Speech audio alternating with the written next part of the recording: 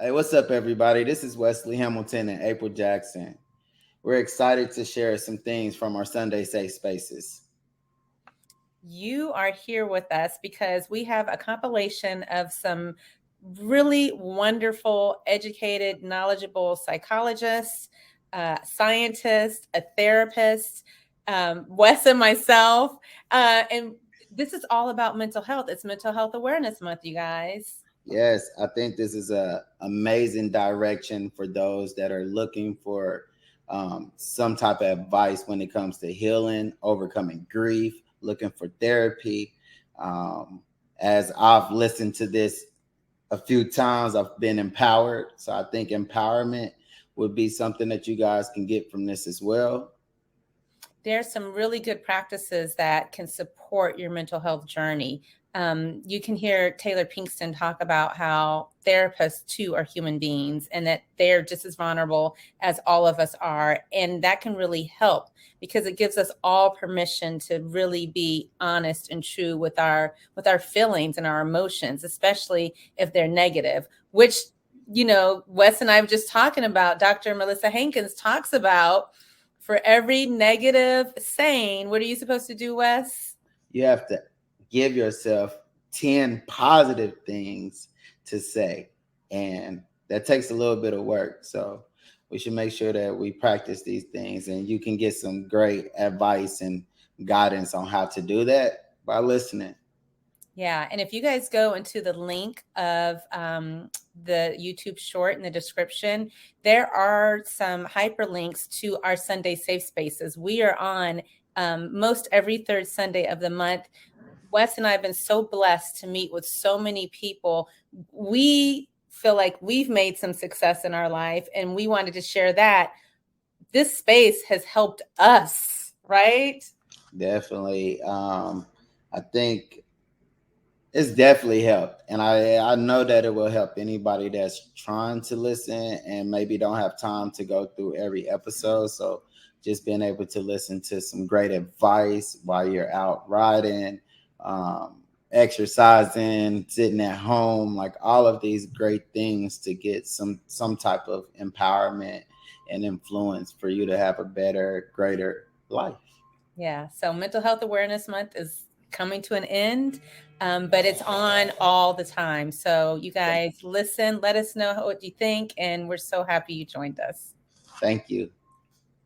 I've been going to therapy for a very long time, for many, many years. I had to. I recognized that very early on that even though I had all this potential and all this great energy, I also had a lot of darkness and clouds with me that were keeping me from reaching that full potential. I had a lot of anger. I had to process that. I told y'all a little bit about my story. That was just the tip of the iceberg. But I also have to say that we as a people have to understand that there is no stigma behind going to therapy, and that therapy really is about having someone sit there and listen to everything that you're going through and to help you process it. And not to necessarily, give you like you should do this or let's put you on medication because that is not what mental health and therapy is really about. It's about being able to get out truthfully, honestly, something that you're going through to someone without any judgment. And there is no better feeling in the world than that.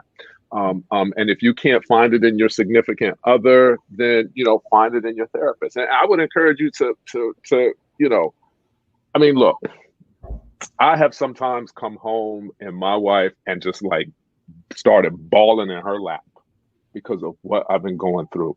It is okay to show that vulnerability, right? Quincy talked a lot about how resilient we are and how we go through the day with our sword and shield and we're just bam, bam, bam, bam, knocking through things, right? Just knocking through. But at some point, something will happen that is going to break us down. And it's okay you got to have somebody to be able to be comfortable to be that breakdown, and have that breakdown. in front of, whether it be your therapist or someone very, very close. For me, it's my therapist and it's my wife. Okay. But I think it's important for us to recognize and realize that just recently data has come out that has shown that life expectancy for people in general has shortened. But what is even more significant, that it has gone down 2.7 years. Life expectancy for African Americans has been cut by 2.7 years, almost 3 years, versus I think it was 1 or 1.2 for white Americans or something like that. So everybody has had a drop, but we've had the most significant drop. And we have to be aware of that data. I've been lucky enough where I have been able to take care of myself physically for a long time and mentally for a long time. But it is something that is an ongoing process. You don't stop this. Yeah. You don't stop it. Use it or lose it. That's my my philosophy. It does start with loving oneself and accepting oneself. And we are taught that we are unacceptable. And so in getting past that, and I love Anna's idea of writing down the things that you value about yourself. And if you can't, ask someone, a couple of people very close to you. And you don't necessarily want people who are just cheerleaders, and you certainly don't want people who are all negative. You want someone who will actually really take this seriously and say, look, this is what you bring to my life. This is what I see you bring to the lives of others, because we're actually wired from an evolutionary point of view to look at the negative. Our brains are created from and it's basically to keep us alive. So we're always looking for what's the threat? What's the threat? What's the negative aspect? And so when we hear that and we're fed that, that is what we believe about ourselves more often. I mean, we are just wired to believe that. And so, and I think it takes, for every negative statement you hear about yourself, it takes 8 to 10 positive statements to actually counteract that. That one negative statement, that one negative belief. So there's that. So you really need to put as much as you can. If you don't have people in your life who will do that, look to the things that you're allowing into your life. Social media, music, things that you're watching on TV, movies. All of these things are feeding into your brain on a constant basis, whether or not you are consciously aware of it. And so you really are wanting to be selective about what you're bringing in to reflect love, to reflect light, to reflect truth, not society's version of how, the truth of what a Black person is, because we know all of that is nonsense, or at least those of us on this panel know that. But a lot of people, unfortunately, don't yet know that.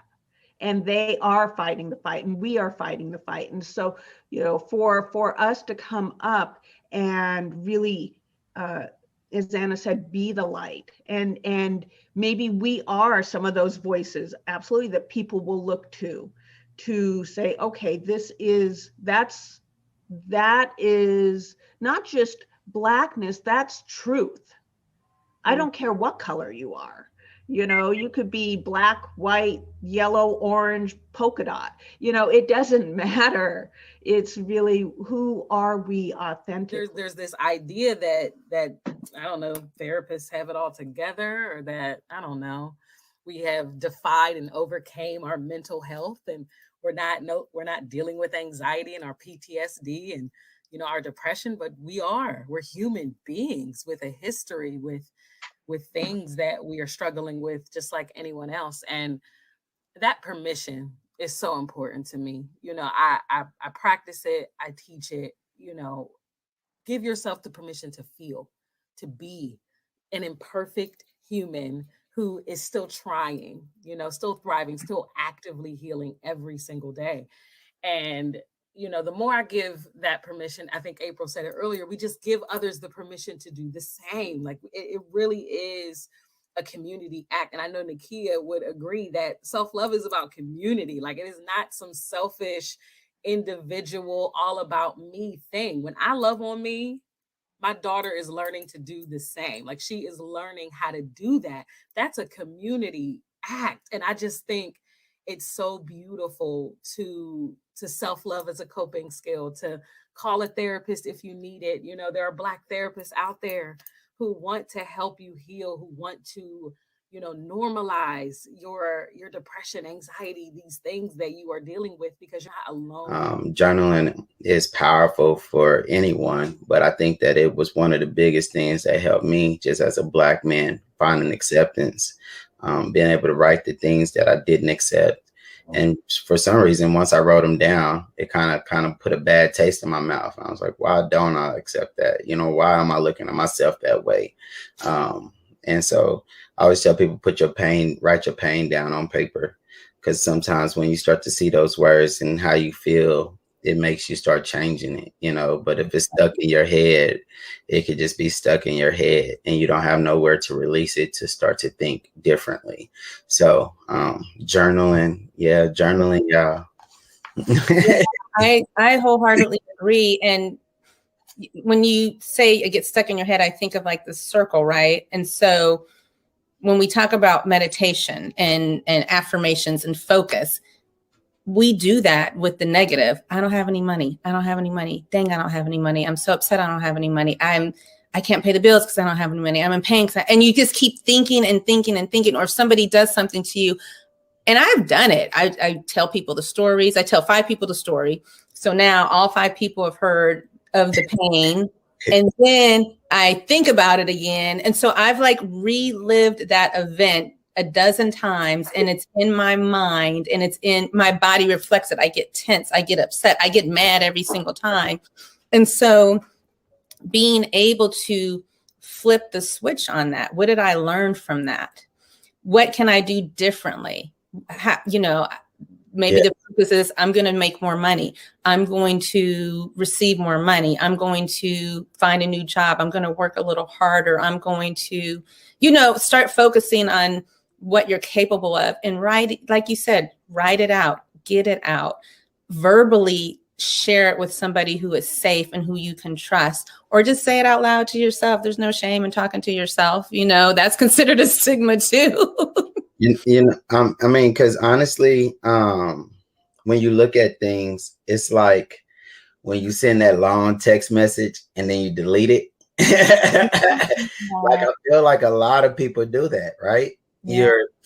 Somebody might say something that you don't like, or you're just trying to get something out, and you're like, I'm texting, and then by the time you're done, you're like, oh, it's not even worth it. Right. Sometimes you just need to release. Yeah. And once you release, you find yourself being at a place of peace. And so, but when it's stuck in your head, when it's stuck in your thoughts for just having a revolving door, like the door is still open, but it's hard for you to like eventually it's hard for you to take it, to deal with it, because now you're piling up more and more with that, you know. But if you take it from that aspect, because I'm sure everybody has tried to vent in a text message and then just said, nope, that's not even worth it. Like you're sending a message like, okay, or something like, it's the shortest thing ever, because you were able to put it down and release it. And so, yeah, find some way to release. And like April said, even when we're talking the negative things about what's going on in our lives, sometimes, you know, you can say it, right? But you have to also be able to push it out so that you can start to manifest the positive things. We do more complaining than finding solutions. And sometimes the solutions is right behind the complaints. You know, that'd be good. We need to coach that's right behind the complaint. And that's true. If we can pause, so the complaint is okay. The complaint is valid, and it's not to deny how you feel. I think that's another thing. Like, we are taught to escape our feelings. So especially as Black folks, like, you all just angry. You know, you're the angry Black man, you're the angry Black woman. you're loud, you're just fussing. Well, okay, there's a solution behind that. There's a reason behind that. And so it's okay to be in that space. Why? Go for the why. Go for the why. Go for the why. I had to write that down.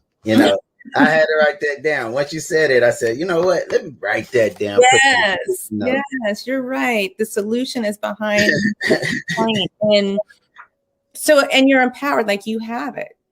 Because I mean, some people are like, oh, I didn't want to go, like, I don't want to go to the gas station. And it's like, you know what, forget it, I'm going to go to the gas station, right? Like, it's literally right behind the complaint. I don't want to go to the grocery store. Oh, forget it. Pack y'all stuff up so we can get to the grocery store, right? All of that, you're serving yourself. And that's the thing. Support and serve yourself. That's and you do that, you're going to do that for everybody in your circle.